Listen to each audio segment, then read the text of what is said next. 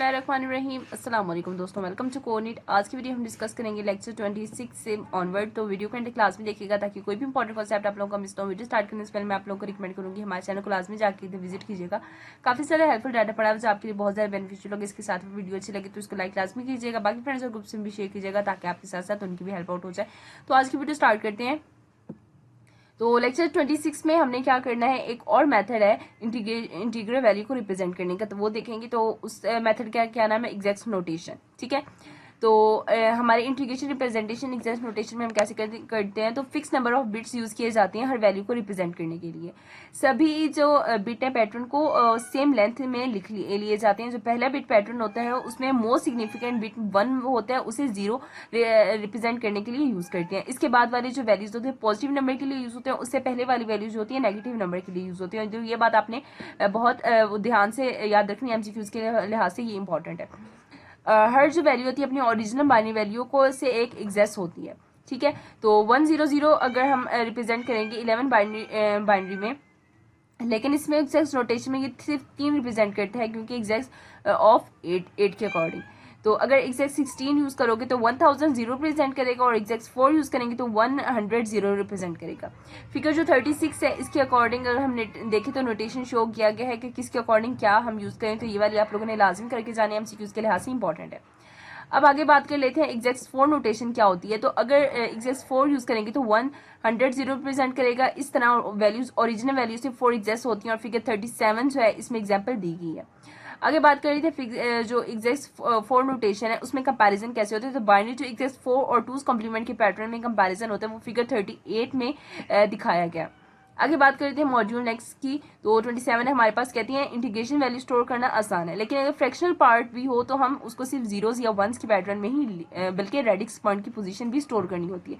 इसलिए एक popular method use होता है जिसको हम फ्लोटिंग पॉइंट नोटेशन कहते हैं। अब बात कर रहे थे आगे स्टोरिंग रेडिक्स की। तो फ्रैक्शनल नंबर में रेडिक्स पॉइंट होते हैं, इसलिए उसकी पोजीशन स्टोर करना इंपॉर्टेंट होते हैं। पॉपुलर मेथड है फ्लोटिंग पॉइंट नोटेशन। डिमॉन्स्ट्रेशन के लिए हम 8 बिट स्टोरेज सिस्टम की एग्जांपल लेती हैं। स्टोरिंग फ्रैक्शन क्या होती है, तो सबसे पहले हाई ऑर्डर बिट को साइन बिट रखा जाता है। 0 का मतलब नॉन नेगेटिव और 1 का मतलब होता है नेगेटिव। बाकी जो 7 बिट्स है उनको 2 पार्ट्स में डिवाइड कर लेते हैं। 3 बिट्स एक्सपोनेंट फील्ड और जो एक 4 बिट्स है उसको मैंटिसा फील्ड। बिट पैटर्न है हमारे पास ये। तो इसको एग्जाम्पल के तौर पर समझ लेते, जो हमारे पास फर्स्ट होता है, ठीक है, ये साइन बिट होती है। ठीक है, और जो उन्होंने हमें कहा है कि जो 3 बिट्स होते हैं उसको हम एक्सपोनेंट फील्ड में लिखते हैं, और जो बाकी की 4 बिट्स होते हैं उसको हम एज ए मैंटिसा रखते हैं। ठीक है, तो इसको हमने एज ए मैंटिसा यानी कि समझ लेना है। तो जो भी हमें नंबर देंगे उसकी पहली हमारी जो बिट होगी वो साइन बिट होगी, बाकी जो 3 है वो एक्सपोनेंट बिट, और जो बाकी रिमेनिंग वो तो मैंटिसा होंगी। ठीक है, तो ये हमारे पास एग्जाम्पल थी। आगे हमारे पास एग्जाम्पल है। तो सबसे पहले हम हाई ऑर्डर जो चीजें होती है उसको रखते हैं स्टोरिंग फ्रैक्शन में अगर हम देखें तो। और उसके बाद आप लोगों को ये एमसीक्यूज के लिहाज से इंपॉर्टेंट है, आप लोगों ने इसकी देख लेना है कि इसकी वर्किंग कैसी होती है। तो वर्किंग भी आपके पेपर में आ जाती है। आगे बात कर लेते हैं एक एग्जाम्पल की। तो बिट पैटर्न हमें दिया हुआ है ये, ठीक है, इसको हमने साइन बिट इसकी पॉजिटिव वैल्यू फाइंड करना है, एक्सपोनेंट और मैंटिसा फाइंड करना है। तो साइन बिट अगर हम इसकी देखें तो 1 है, ठीक है। अगर इसका एक्सपोनेंट देखें तो आगे 1100 और लास्ट की 4 बिट्स हमारे पास क्या है इसकी मैंटिसा। ठीक है, तो ऐसे वैल्यूज आपके पास आएंगे और आप लोगों ने इसको फाइंड आउट करना होगा। ठीक है, और पेपर में भी आपके आएंगे कि एमसीक्यूज आएगा कि ये मैंटिसा कौन सा है, इसमें एक्सपोनेंट कौन सा और साइन बिट कौन सी है। आगे मॉड्यूल 28 है हमारे पास। नॉर्मलाइज फॉर्म यहाँ से इंपॉर्टेंट है, वो देख लेते हैं। तो मैंटिसा फिल करते वक्त हमेशा लेफ्ट मोस्ट वन से स्टार्ट करना है, इससे मल्टीपल रिप्रेजेंटेशन का प्रॉब्लम खत्म हो जाता है। एग्जांपल 3/8 अगर है हमारे पास, उसको .011 लिखकर मैंटिसा 100 बनता है, ना कि 0110। स्पेशल केस जो होता है वो हमारे पास 0 है और उसका रिप्रेजेंटेशन ऑल 0 होते हैं। ठीक है, तो ये बात बहुत इंपॉर्टेंट है, आप लोगों ने एमसीक्यूज के लिहाज से इसको याद रखना है। 28 है हमारे पास। जब हम फ्लोटिंग पॉइंट में फ्रैक्शनल वैल्यू स्टोर करते हैं तो कभी कभी जगह कम पड़ जाती है और नंबर्स गलत स्टोर हो जाती हैं। इसको जो है हम कहते हैं ट्रांसैक्शनल एरर या फिर राउंड ऑफ। ठीक है, एग्जाम्पल से समझ लेते हैं इसको। तो वैल्यू स्टोर करनी है हमने 25/28, ठीक है, और बाइनरी में लिखेंगे इसको हम 10 और 1.1, लेकिन जो मैंटिसा है उसमें स्पेस कम है तो लास्ट 1/8 28 हो गया। तो फाइनल जो स्टोर्ड वैल्यू है हमारे पास ये आनी है। ठीक है, ये ट्रांसैक्शन एरर जब एग्जैक्ट वैल्यू मैंटिसा में नहीं मिलती। आगे बात कर लेते हैं primitive method for handling transaction error. तो ट्रांजैक्शन एरर एक कम करने के लिए हम क्या करते हैं, मैंटिसा फील्ड को लंबा कर देती हैं। आजकल के कंप्यूटर में 32 बिट्स या उससे भी ज्यादा फ्लोटिंग पॉइंट स्टोर होती हैं। तो हमने अभी सिर्फ 8 बिट एग्जाम्पल देखा है, फिर भी कुछ जो नंबर्स हैं एक्यूरेट नहीं बनते। जैसे कि डेसिमल में अगर हम 1/3 डेसिमल फॉर्म में लिखें तो 0.33, और बाइनरी में अगर देखें तो हमारे पास बन जाता है अगर हम उसको 1/10 में लिखें, ठीक है, तो 0.000 नॉन टर्मिनेटिंग में आता है। मतलब कुछ नंबर्स चाहिए चाहे कितने भी बिट्स दे दो, एग्जैक्ट स्टोर नहीं होते। अब एग्जाम्पल के थ्रू इसको देख लेते हैं। अगर हम जो है पेजेंट के का डाटा जो फ्लोटिंग नंबर में अगर रखें तो उसको 1 डाइम में लिखा जाता है, और इसके अलावा इसकी जो एग्जैक्ट वैल्यू स्टोर नहीं हो पाएगी। सॉल्यूशन इसका क्या होता है, इसको हमने क्या करना है, अगर पेनिस में कन्वर्ट करके इंटीग्रल में स्टोर करें तो उसको टू कम्प्लीमेंट यूज करके देखा जा सकता है। तो इसको एक एग्जांपल के साथ समझ लेते हैं। तो प्रॉब्लम है हमारे पास, हमें स्टोर करनी है कुछ ये वाली वैल्यू, ठीक है। अगर डायरेक्ट ऐड करेंगे तो हमारे पास कुछ इस तरह का नंबर आएगा, ठीक है, जो मैंटिसा में नहीं इसको मिलता। तो रिजल्ट जो होगा इसका ट्रंकेट हो सकता है, जो रिजल्ट बनेगा उसका ये बन जाएगा, ठीक है। इस सिचुएशन में क्या होगा, पहले छोटे नंबर को आपस में ऐड करेंगे, तो छोटे नंबर जब आपस में ऐड होंगे तो हमारा आंसर ये आ जाएगा, ठीक है। तो इस से क्या पता चला, अगर हमने दोबारा से छोटे नंबर्स को ऐड किया तो कुछ ये रिजल्ट आना है, ठीक है। तो इससे हमें क्या पता चला, जब हम एडिशन कर रहे होते तो उसमें ऑर्डर इंपॉर्टेंट होता है, यानी पहले क्वांटिटीज जो स्मॉल होती हैं उसको जोड़ लेंगे, फिर लार्ज क्वांटिटीज में ऐड करेंगे, तो ट्रंकेशन जो एरर है वो बहुत कम होता है। तो एमसीक्यूज के लिहाज से बहुत इंपॉर्टेंट है कि जब हम एडिशन कर रहे हैं तो ऑर्डर इंपॉर्टेंट है या नहीं है, तो बहुत इंपॉर्टेंट है। इसके अकॉर्डिंग हमारा आंसर भी चेंज हो सकता है। आगे हमने बात करनी है मॉड्यूल 9 की डाटा कंप्रेशन और जनरेट टेक्निक्स क्या होती हैं। तो डाटा कंप्रेशन बेसिकली 2 टाइप्स की होती हैं, तो एक लूजलेस कंप्रेशन और एक लूजी कंप्रेशन। जो लूजलेस होती है वो कोई इन्फो लूज नहीं होती, और जो लूजलेस कंप्रेशन होती है थोड़ी इन्फो लूज हो जाती है लेकिन स्पेस बचा देता है। ये जो लूजी होते हैं वो ज्यादा कंप्रेशन देते हैं, और इसलिए इमेजेस और जो ऑडियोज होते हैं उसमें ज्यादा यूज भी होता है। अब आगे बात करते हैं रन लेंथ इनकोडिंग। जब एक ही डाटा एलिमेंट बार बार रिपीट हो रहा हो तो उसे शॉर्ट फॉर्म में स्टोर कर लेते हैं। For example instead of writing 253 हम लिख लेते हैं 125 118 और इसके अकॉर्डिंग 187, तो इसको हम कुछ इस तरह लिख लेते हैं। आगे बात कर लेते हैं हम फ्रीक्वेंसी डिपेंडेंट इनकोडिंग लूजलेस क्या होती है। तो इसमें जब चीज का ज्यादा इस्तेमाल होता है तो उसे छोटी बिट पैटर्न में रिप्रेजेंट कर देते हैं, और जो कम आने वाली चीज होती हैं उसको बड़ी पैटर्न में दे देती हैं। इसको वेरिएबल लेंथ कोड भी कहते हैं, और हमन एल्गोरिथम सबसे ज्यादा पॉपुलर है इसका। आगे बात कर लेते हैं इसकी एग्जांपल की। तो इंग्लिश राइटर में हम AETI यूज करते हैं, तो ये ज्यादा जो काम में आते हैं। तो उनके लिए छोटी बिट पैटर्न लेटर्स जो है हमारे पास ये वाले ये काम आते हैं, उनके लिए भी बड़ी बिट पैटर्न यूज होती है। तो रिजल्ट ओवरऑल जो टेक्स्ट है वो हमारा कंप्रेस हो जाता है। आगे बात कर लेते हैं रिलेटिव इनकोडिंग और डिफरेंट इनकोडिंग। तो जो जब कॉन्सिक्यूटिव डाटा थोड़ा थोड़ा चेंज हो रहा होता है, जैसे video frames instead of storing full frames बस डिफरेंट स्टोर कर देते हैं, तो ये लूजलेस भी हो सकता है और लूजी भी हो सकता है।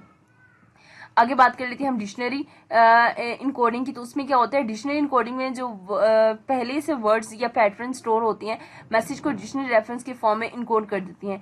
वर्ड प्रोसेसर में काफी यूज होती है। फॉर एग्जाम्पल जो हमारा वर्ड प्रोसेसर है उसमें डिक्शनरी में हमारे पास 225 एंट्रीज हैं, ठीक है, और उसमें हमने एक वर्ड को डिक्शनरी इंडेक्स में स्टोर करना है जिसमें हमारे पास 15 बिट्स हैं, ठीक है। अगर सेम वर्ड UTF-8 से इनकोड करें तो 6 लेटर्स हमारे पास आते हैं, तो जो 48 बिट्स के अकॉर्डिंग हमारे पास बनती है। आगे बात करते हैं अडप्टिव डिक्शनरी इनकोडिंग। उसमें क्या होता है, तो डिक्शनरी इनकोडिंग में डिक्शनरी फिक्स्ड होती है, लेकिन अडप्टिव इनकोडिंग में डिक्शनरी इनकोडिंग प्रोसेस के दौरान ग्रो करती है। सबसे पॉपुलर जो हमारे पास है LZW यानी लैम्पल जी विश। इस एग्जाम्पल देख लेते हैं। एग्जाम्पल में स्टार्टिंग जो डिक्शनरी हमारे पास वो है XYZ, ठीक है, और इसका क्या नाम है, जो मैसेज हमें प्रिंट करवाना है वो हमने कुछ इस तरह का मैसेज प्रिंट करवाना है, ठीक है।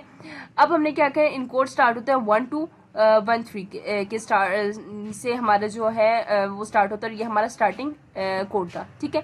अब क्या करना है, हमने फर्स्ट XYZ को डिक्शनरी में ऐड करके दिया एज एन एंट्री 4, हमने इसको बता दिया, और फिर क्या करेंगे, अगले बार जब XYZ आते हैं तब बस 4 लिखना पड़ता है। तो फाइनल कंप्रेस्ड मैसेज हमारे पास कुछ इस तरह का आना है, तो ये वाला हमारा आंसर बनेगा इसका। तो डिकोडिंग की टाइम भी सेम डिक्शनरी डायमेटिकली ग्रो होती है, इसलिए बिना किसी एक्स्ट्रा डिक्शनरी के भेजने ओरिजिनल मैसेज जो होता है वो वापस निकल आता है। तो ये इतना इंपॉर्टेंट नहीं था, लेकिन यहाँ से ऊपर वाले जितने भी ये डेफिनेशंस है ना, ये आप लोगों ने मस्ट करनी है, MCQs के लिहाज से इंपॉर्टेंट, ये लास्ट वाला इतना इंपॉर्टेंट नहीं था। मॉड्यूल 30 है हमारे पास नेक्स्ट। तो उसको हम लेक्चर 30 बहुत ज़्यादा इंपॉर्टेंट है, इस पर काफ़ी ज़्यादा एमसीक्यूज आते हैं, तो ये लेक्चर आप लोगों ने बहुत ध्यान से सुना। तो इसमें बेसिकली 3 चीज़ों की बात की हुई है, एक गिफ इमेज, एक जेपीईजी की इमेज और एक टिफ इमेजेस। तो ये आप लोगों ने बहुत अच्छे से सुन लेना। तो गिफ इमेजेस बेसिकली क्या होती है, तो डिजिटल इनकोडिंग सिस्टम जो कंप्यूटर 7 उसने डेवलप किया था, ठीक है। हर पिक्सल के लिए 256 कलर्स यूज होते हैं और हर कलर का आरजीबी कॉम्बिनेशन 3 बाइट्स में इनकोड होता है और जो प्लेट है यानी डिक्शनरी में स्टोर होता है। हर पिक्सल एक सिंगल बाइट से रिप्रेजेंट होता है जो प्लेट एंट्री बनाता है। लूजली कंप्रेशन है क्योंकि प्लेट का जो कलर है वो ओरिजिनल से डिफरेंट हो सकता है। और जो गिफ है वो LZW यानी अडेप्टिव डिक्शनरी से और ज्यादा कंप्रेशन अचीव करता है। और जो एक कलर ट्रांसपेरेंट होता है, बैकग्राउंड शो करता है, बेस्ट फॉर एनिमेशन, लेकिन फोटोग्राफी के लिए सुइटेबल नहीं है क्योंकि इसमें 256 कलर्स होते हैं। आगे बात कर लेते हैं जेपीईजी इमेज की, यानी जॉइंट फोटोग्राफिक एक्सपर्ट ग्रुप। तो वो क्या था, तो सबसे ज्यादा पॉपुलर और वाइडली यूज जो स्टैंडर्ड है डिजिटल कैमरा का डिफॉल्ट, उसमें मोड्स होती हैं। पहला मोड है हमारे पास लूजलेस मोड और जो दूसरा है हमारे पास है वो base line standard. Lossless mode में क्या होता है, प्रिसीजन हाई होती है और जो कंप्रेशन है वो लो होती है, यानी कि कम यूज होता है। और जो बेस लाइन स्टैंडर्ड उसमें क्या होता है, लोजली सिक्वेंशियल मोड, यानी कि सबसे ज्यादा यूज होता है। ह्यूमन आई की लिमिटेशन यूज करते हैं। ब्राइटनेस लुमिनस यानी ज्यादा सेंसिटिव होता है, जो कलर्स है क्रोमिनस यानी कम सेंसिटिव होता है। स्टेप फॉर कंप्रेशन क्या होता है, उसमें ये होता है कि जो हमारा क्रोमिनस है उसको 2x2 के ब्लॉक में रखा जाता है, ठीक है। और उसमें एवरेज करके जो देती हैं उसका डाटा हमारा 4x में कम से कम आ जाता है। और जो हमारी इमेजेस है उसको 8x8 के ब्लॉक में तोड़कर डिस्क्रीट जो ट्रांसफॉर्मर यानी DCT उसमें रखा जाता है। और उसमें क्या होता है, जो छोटी इनसिग्निफिकेंट वैल्यूज होती है उसको जीरो कर देती हैं, जो आई डिटेक्ट नहीं कर पाती हमारी, यानी कि नॉर्मल जो ह्यूमन आई है वो। और उसके बाद ये बता रहे हैं कि जो नॉर्मली हमारे पास है 10x 3x compression without visible quantity जो होती है वो हमारी लूज हो जाती है। अब बात कर लेते हैं टिफ की। तो मेनली जो स्टोरेज फॉर्मेट है वो है ना कि के कंप्रेसिंग टूल नहीं है, वो हमारे पास स्टोरेज फॉर्मेट है यानी टिफ का। तो फोटो को जो RGB के साथ विदाउट कंप्रेशन स्टोर करना, जो मेटा डाटा है यानी डेट टाइम कैमरा सेटिंग भी सेव करता है। कुछ कंप्रेशन टेक्स्ट फैक्स इमेजेस के लिए रन लेंथ और इनकोडिंग भी करता है। और जो कलर इमेजेस है कंप्रेशन गिफ जैसे टेक्निक यूज करता है, इसलिए फोटोग्राफी इंडस्ट्री में भी ज्यादा पॉपुलर नहीं है। जो जिफ जो है वो 256 कलर्स प्लस एनिमेशन के साथ यूज होता है। जो JPEG है वो हमारे पास बेस्ट फॉर फोटोज यानी 10x से 30x की कंप्रेशन के लिए यूज होता है। जो टिफ है हमारे पास वो स्टोरेज फॉर्मेट यानी कि ज्यादा कंप्रेशन नहीं होता। तो ये था तीन का डिफरेंस। तो ये था हमारा आज का लेक्चर, थोड़ा लेंथी हो गया लेकिन आप लोगों ने बहुत ध्यान से सुनना था इसको। बाकी कोई क्वेश्चन हो आप लोगों का तो वो आप लोगों ने कमेंट सेक्शन में लाजिम पूछना है, आप लोगों का आपके आंसर्स का आंसर दिया जाएगा। और बाकी मिलते हैं नेक्स्ट वीडियो में एक नई अपडेट के साथ। वीडियो अच्छी लगे तो उसको लाइक लाजमी कीजिएगा, चैनल को सब्सक्राइब कीजिएगा और बेल आइकन को प्रेस कीजिएगा ताकि हमारे चैनल से आने वाले मजीद अपडेट्स आपको टाइमली मिलती हैं। मिलते हैं नेक्स्ट वीडियो में एक नई अपडेट के साथ। अपना बहुत ज़्यादा ख्याल रखिएगा, दुआ में याद रखिएगा। तब तक